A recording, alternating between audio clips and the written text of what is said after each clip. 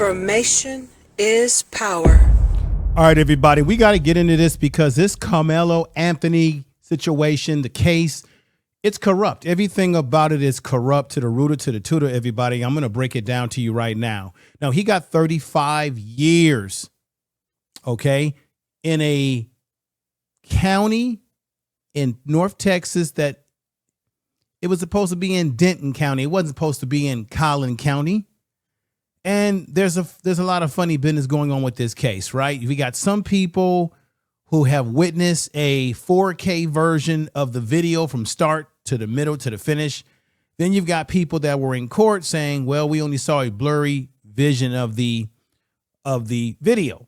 And then those folks who had a chance to see the video have all said that it appeared that Karmelo Anthony was being jumped, that they approached him, that he did not approach them. These are one of the lies that has been told by Hunter. Let me let you hear this again. This kid was sitting under our tent at track. We asked him to move. He started getting aggressive and talking reckless. And my brother stepped in and said, you need to move. He's like, make me move. Austin grabbed his backpack. The kid, I tried to whip around as fast as I could, but I didn't see the stab. But then I looked at my... Now, let me just say this. This Karmelo Anthony is being overcharged. I'm going to say this again. I'm going to show you some stats because you've got people on YouTube. Look, I'm looking at black folks on panels, just people in general saying that you can't compare this to other cases of young people who have done sort of the same sort of situation where they've stabbed another kid. They're saying, oh, it's that state. This is Texas. You can't compare Texas to other states. Well, I'm going to forward my cards and I'm going to raise you 100 more because there's cases in Texas of kids that did similar stabbings and they did not get anywhere near the type of time that Karmelo Anthony is looking at right here. Nobody has gotten the kind of time that this young man is getting. All the other kids that were non-black are getting hit with some heavy charge. I showed you about the statistics before that in general, black people, black men, black people in the criminal justice system are always overcharged. The overcharging problem, measuring the exact rate of overcharging is challenging, but studies consistently show that black defendants are disproportionately subject to harsher initial charges and mandatory minimums, right? Now, for instance, federal prosecution filed charges carrying minimum mandatories. Now, you may say, hey, you're talking about federal prosecution. Now, I did a little bit of digging with state. It's the same thing for state, that 65% or more often against black defendants than similarly against their white counterparts, meaning whenever you have black people in general come before the court, we are always getting overcharged. And I'm going to show you a comparison and contrast to other cases of young people in the state of Texas committing even more harsher of a situation in which we're talking about kids who were premeditated in their actions. We have the one case that I talked about the Allison kid who was premeditating. There's some more kids in Texas. So for all of you out there that dare to say, you can't compare this because it's Texas, you can't compare the other cases, it's not the same. Damn it, there's a bunch of cases in Texas where kids have done even more harsher things with premeditated stabbing, and they've gotten homicide. They got manslaughter.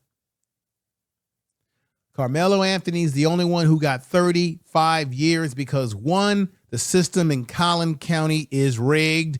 The system out there is rigged. I don't care what anybody says. Their system out there smells dirty. You've got, as I had said in the previous video, they let Jeff Metcalf get in that court and give signals to his son when he was giving signals to the students that testified against Karmelo Anthony.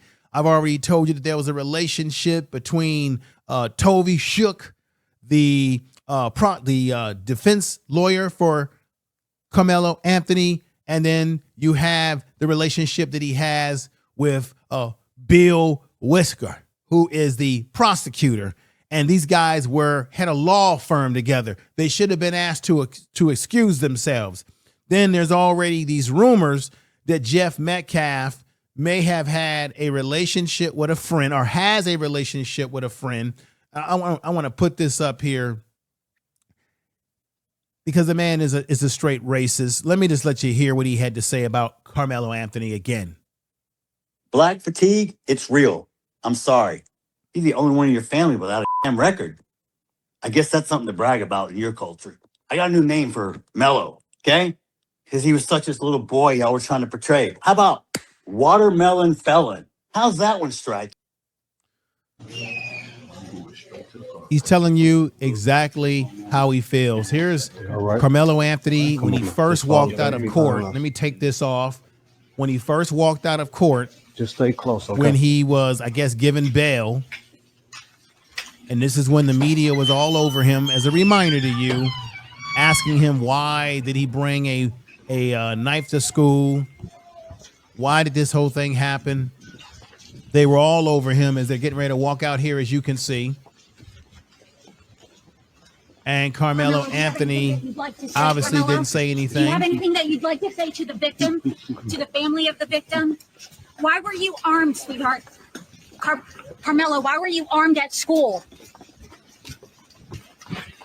Explain your self-defense. How is this self-defense? All right. I want to stop it there. That's the key right there. I'm glad it hit right there. Self-defense.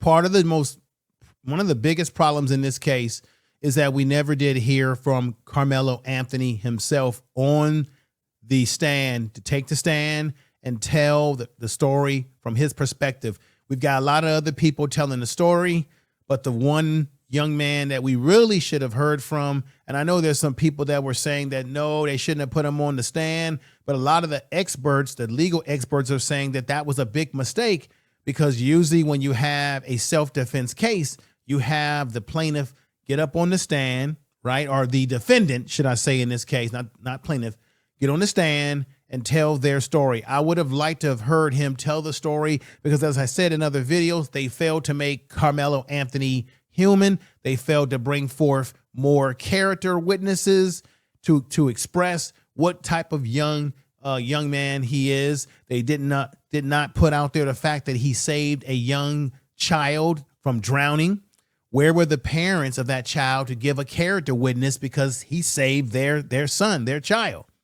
And so there were so many things in this case that were not properly handled. You've got people that were in the courtroom that had a chance to witness what was happening, black folks in particular, who have told us time and time again that it was a racial energy in the courtroom, that you could tell that Karmelo Anthony was not going to get a square deal here in this courtroom. And on top of that, he gets a heavy sentence, heavier than anyone else has gotten in the state of Texas. So I don't want to hear anybody saying that this was a problem. The problem from the get-go, that this was not a problem, is what I'm trying to say.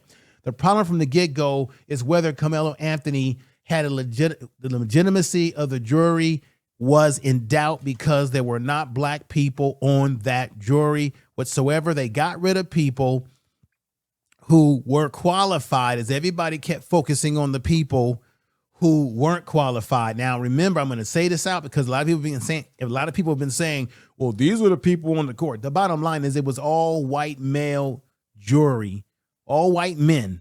White men dominated the jury.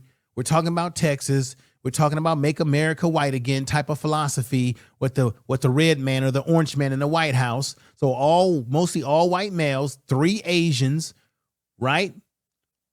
3 Asian women, 1 Middle Eastern woman, one woman of color, whoever that might have been, 12 jurors and 6 alternates. This came directly out of the court transcripts of what was that. And I talked about this before. So this is what Karmelo Anthony was up against, even though he did not have, in my estimate, anyone black on the jury. And this is the problem right here. The 3 black people that were removed, as I said in the last video, they were removed not because they said anything reckless. They were removed because these were educated black folks that were going into teaching education, coaches, teachers, the whole 9 yard. This is, I've never heard of anyone being removed for those reasons. And just as Professor Black said in his video, you would have never had black lawyers have a jury in which all white people were removed. That would have never flown. That is a fact. That is the truth. That is the fact. So what I want to do right now is I want to show you these stats that are very, very. So these are the cases. So you got Karmelo Anthony, 35 years. You got Casey Allison, got 10 years, right? Then you've got Jesus San Miguel, who got 30 days in jail. Ricardo, who got 15 years. And Gabriel Louise, he gets 12 years. Now, let's go a little bit deeper into this case study right here. Let's go a little bit more deeper into this. This is the bias. Karmelo Anthony is being charged for bringing a knife, right? Bringing a knife to a track meet and stabbing Metcalf, stabbing another young person in the chest. And he claimed self-defense, but got 35 years, and the trial was a rail run. It's just it was horrible. No justice there for the young man in terms of his position of self-defense. Now you have the kid Allison here, who only got 10 years when he argued in school, in a school bathroom, stabbed an 18-year-old kid, right? Claimed self-defense, and he was convicted of criminal negligent homicide, only getting 10 years. That means he'll probably be out in 5 years. Now, with Jesus San Miguel getting only 30 days in jail, sentenced to only 30 days in jail, his case was this. He was fighting outside a restaurant near school. He stabbed an 18-year-old student or another kid. He claimed self-defense and was convicted of criminal negligence homicide, the same as Allison. He's looking at 30 days in jail. Now, yes, he got less time than the white kid got, but at the end of the day, he's not doing 35 years like Karmelo Anthony. Something doesn't smell right here. Something is baking nasty in the stove in the kitchen. Now, let's get over here to Ricardo, who was sentenced to 15 years in prison for argument at a party, stabbed an 18-year-old kid. Once during the fight, he claimed he was scared and convicted of manslaughter. Karmelo Anthony said that he was frightened or concerned for his safety, said he was self-defense, but he gets 35 years. This is not in another state, not in New York, not in California, not in some liberal state, because I know some of you are going to pull that out of your you know what. This is in the same state that Karmelo Anthony was convicted, okay, or was wrongfully convicted. In my opinion, Karmelo Anthony, at the very least, should have been charged with manslaughter like the rest of these kids, which means a lesser sentence. Part of the problem is that Karmelo Anthony is going to spend 35 years in prison with only the chance to parole after 17 years. So let me correct what I just said. He gets sentenced to 35 years. He'll have to do at least minimum, because like I said, 65% of people who get convicted that are black in these circumstances usually get the higher threshold of a minimum sentence in terms of the minimum amount of time they need to do. He's going to do 17 years minimum before he even sees a parole board, which means he'll be about 36 or 37 years old. And even then, there's no guarantee that he'll get out if the parole board doesn't see him fit to get out. This is the trick bag that he's in. Now, let's get back to these other kids right here that I have on the board. So he gets manslaughter. And then we have Gabrielle Louise, who gets 12 years in the state of Texas. This is in Houston. On January 2020, the argument between a teen escalated. He stabbed a 16-year-old once in the chest. Same situation. These are similar situations, but different outcome in terms of how much time they're getting. He stabbed a teen in the chest, and he claimed self-defense, and he got convicted of manslaughter with only 12 years, which means out of that 12 years, he probably only has to do about maybe 6 or 7, estimating. All of this happened in Texas. We got Fort Worth, Texas, San Antonio, Texas, Baton, Texas, all young youth. Now you say, well, what's the difference? Oh, well, Karmelo Anthony was an adult. No, Karmelo Anthony was 17 years old when he committed when this whole thing took place. Okay. Some of these guys on here, like Jesus San Miguel, was 18 years old. That would be considered an adult technically, right? And he got 30 days, 10-year probation. Now, I want to break this down again. He gets 30 days in jail with 10 years probation for a fight outside a restaurant. He stabbed an 18-year-old and he claimed self-defense. Casey Allison planned, premeditated what he did, and took the life. Now, out of all of them, he was the one who did the most premeditation because this was a back and forth argument and rivalry that he had with this person, making threats, and only gets 10 years. Where Karmelo Anthony is looking at 35 years. Same thing. What do they all have in common? It started with an argument. They all had an argument. They all stabbed someone. They all claimed that it was about self-defense, but yet Karmelo Anthony can't get the benefit of that same doubt and get the same similar charge. This is in the state of Texas. This is why this isn't about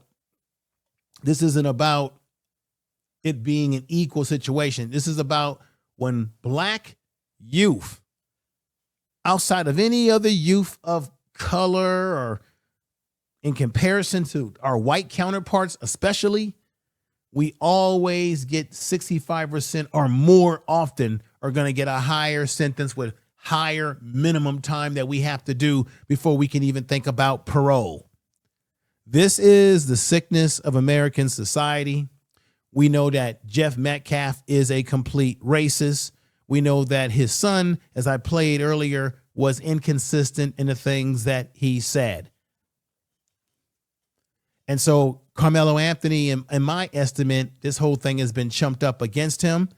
As, like I said before in the beginning of this video, there were people who saw the video, the clear footage of the video, and they said that it appeared that they were ganging up on him. It appeared that he was being jumped. Remember, there were a mugshot where he had swollen face that they have yet to really let us see. But people that were in the courtroom, people who have had access to these things said, hey, they really did not give him a proper defense. And this is the problem. So I'm hoping that everything that's coming out little by little, that this could work to Karmelo Anthony's ability to get a good appeal, to get out of prison or get a reduced sentence at very least. Now, another situation that I want to bring to your attention about Karmelo Anthony is that there's a sister by the name of Donna Robinson. She just lost her job. She works in the prison system. She works in the prison system in Texas. She just lost her position because she put out I believe a post either in her social media, and she said some things that they did not like. And as a result of that, she lost her position. This is something that's circling. This is breaking news. This is circling all over, I believe, social media now, all over the news. And let me show you exactly what they're giving her a lot of sweat over. Check this out.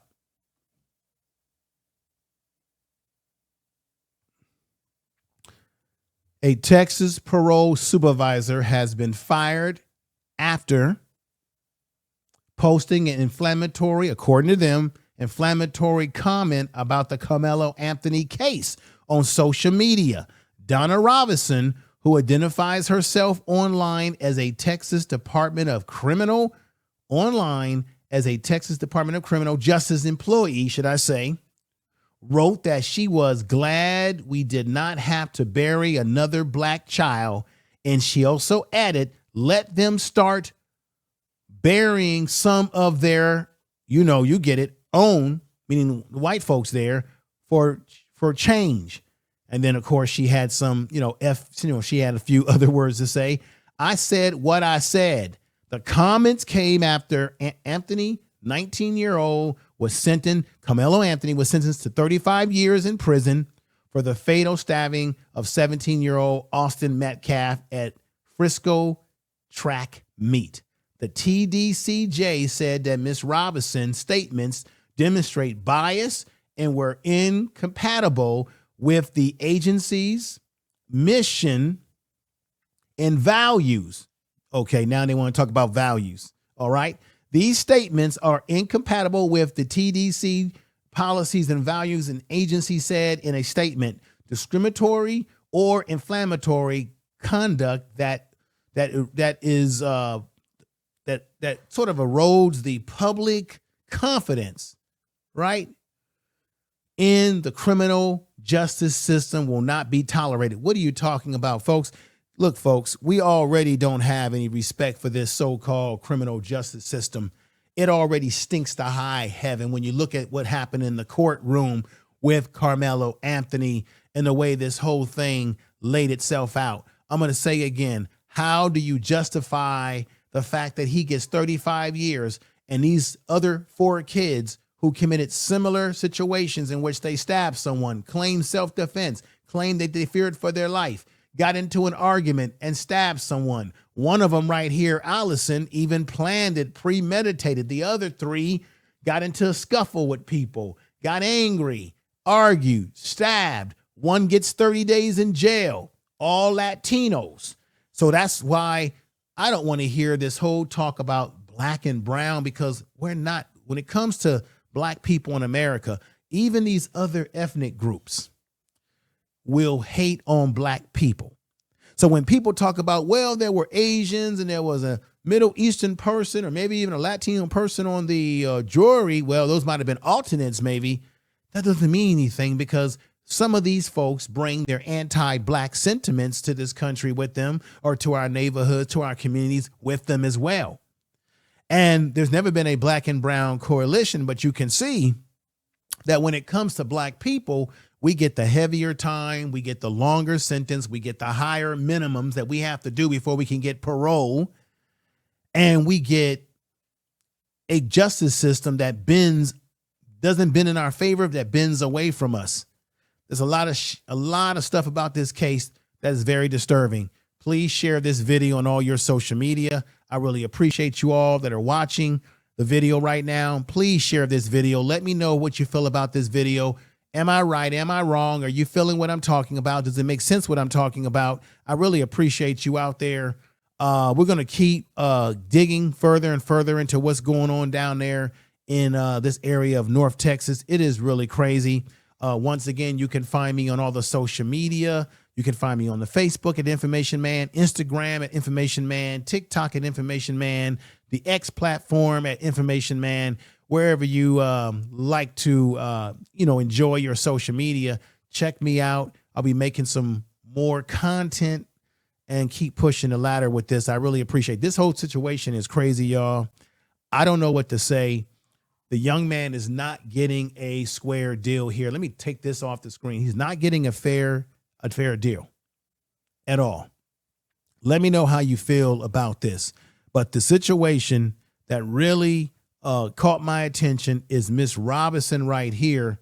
This sister right here who works in the Justice Department, or the criminal system, justice system in Texas. I think she was like a parole supervisor, right? And she spoke her mind because she's working in the system and sees the corruption. But unfortunately, when they saw her post, they didn't agree with it, and they fired her. And as you already heard me go over the statement here, tell me what you think about this in the comment section of this video.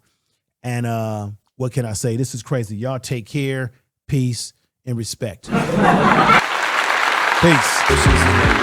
My conscience tells me that I could have helped without fail. Actions speak louder than words. That's a lesson that I learned all by myself. Let her know, I gotta let her know that she my white horse, she my medical. She like my baby mama, know how to take care of me. Give my baby problems, you gon' regret every day. So I let her know, gotta let her know.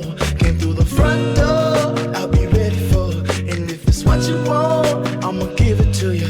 Yeah, promise, I'ma give it to you. BS3 Network, changing the way you listen to podcasts. BS3 Network is now on Roku TV under BS3 TV. Download today. Feel it, baby. Stress is all around us. These high ceilings, and I need it, baby. Pressure in McDonald's, I won't steal it, baby. Silent, baby. Hurts to see you crying. Know you trying, ain't no lying, baby. When I say I need you, greedy if I have to share you. It was me that all along did you wrong, thinking that I made you beautiful and strong. This toxicity, the death of me. I fear the day you gone. The most beautiful girl I've ever known. I found a way to treat you better. I swear there's no one out there like you. You teach me to be better. My talk is cheap, keep asking what I do. I'll fly you to the moon and hope I'll see you soon. I found a way to treat you better. No problem, I'll do whatever. Let her know, I gotta let her know that she my white horse, she my medical. She like my baby mama, know how